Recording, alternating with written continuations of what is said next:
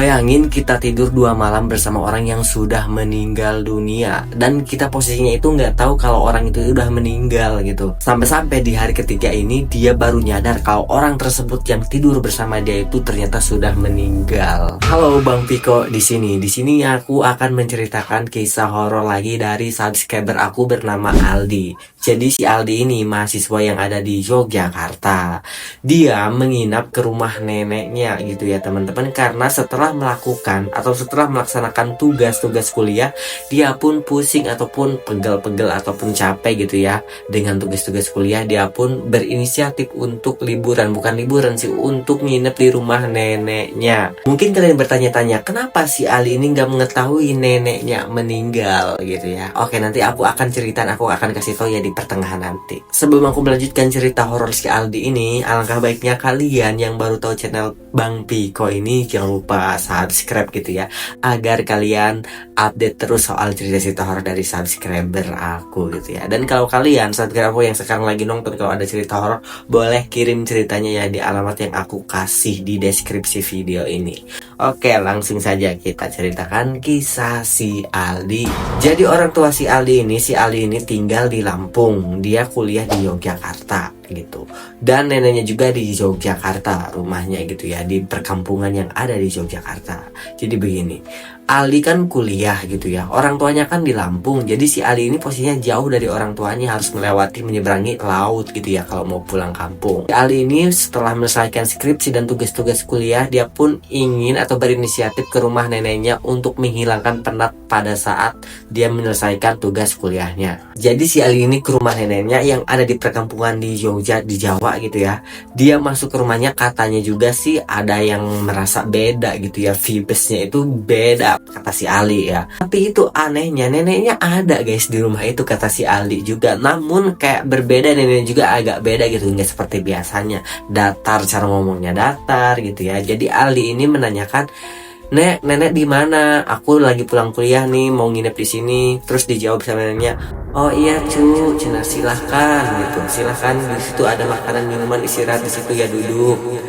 Itu doang. Biasanya kan kata si Ali, neneknya itu langsung menghampiri, mencium keningnya gitu. Ini mah enggak, cuman suara doang di dapur gitu ya. Singkat cerita, malam pun tiba. Aldi pun pada saat jam 1 malam gitu, dia mendengar suara ada kursi ditarik-tarik gitu ya, dan kaca diketuk-ketuk, dan kayak ada orang mengelilingi rumah nenek tersebut, neneknya gitu ya. Dan dia pun merasa ada yang aneh dan dia takut gitu ya, nggak mau mengecek atau mengintip. Dia pun malah langsung menutup mukanya dengan selimut gitu ya. Pagi pun tiba gitu ya, dan seperti biasa dia memakan makanan yang udah disediakan oleh neneknya di meja makan gitu ya. Dia pun mengatakan kalau muka neneknya itu agak beda, kayak sakit gitu ya. Dia emang kayak sakit ya, karena neneknya itu udah pindah alam. Nah lanjut, makin seru nih ceritanya. Di malam kedua gitu ya, si Ali ini merasakan yang berbeda gitu, bener-bener beda, bener-bener bikin dia merinding. Jadi neneknya itu malam itu nggak ada, dia cari-cari nggak ada gitu. Di kamarnya itu nggak ada neneknya. Terus dia mencari-nyari ke segala sudut, nggak ada. Terus dia mencari ke dapur, nggak ada gitu. Dan melihat ada kursi gerak-gerak sendiri, dan ada kayak baju bekas baru dipakai gitu yang menggantung gitu dekat kursi. Dia pun memeriksa, ini kayak habis dipakai gitu ya, tapi neneknya nggak ada gitu. Dan si Ali pun sempat berpikiran, apakah neneknya gitu ya oleh orang lain, tiba-tiba ada masuk, ada maling gitu kan. Itu semua terkunci dan nggak ada bekas ada orang masuk gitu ya. Nah pada saat itu si Ali tetap berpikir positif gitu ya, karena dia nggak mau memikirkan hal-hal yang aneh gitu, hal yang terlalu berlebihan yang membuat dia overthinking di rumah neneknya. Dia pun tetap melanjutkan tidur gitu ya, tidur aja gitu ya, karena ini udah malam, gak mungkin dia kabur dari rumah malam-malam, dari rumah neneknya kan, karena takut malam hari. Jadi dia tetap tidur gitu ya. Dan dia pun bangun keesokan paginya, dia langsung menghubungi orang tuanya gitu ya yang ada di Lampung. Dia menelepon, kok nenek gak ada sih di rumah gitu ya, aku udah nginep 2 malam ini. Jawaban orang tuanya bikin merinding atau bikin gemeter gitu ya si Aldi ini. Kata orang tuanya itu bilang, "Aldi, kamu ngapain di rumah nenek? Nenek sudah meninggal seminggu yang lalu. Ibu sengaja gak ngasih tahu kamu karena takut kamu sedih gitu ya. Ini salah ibu juga sih, kenapa gak ngasih tahu kamu."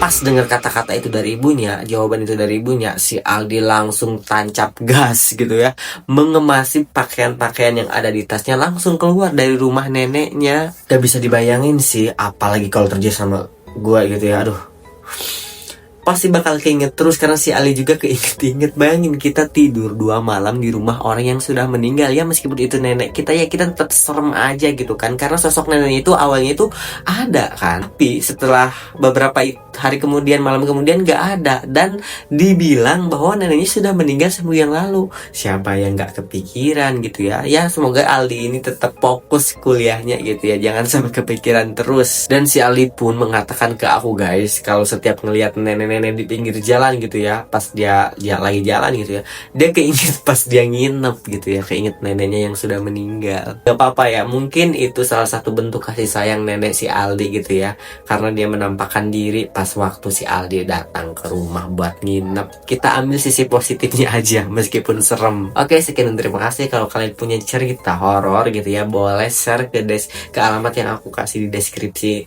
video ini ya. Sampai jumpa.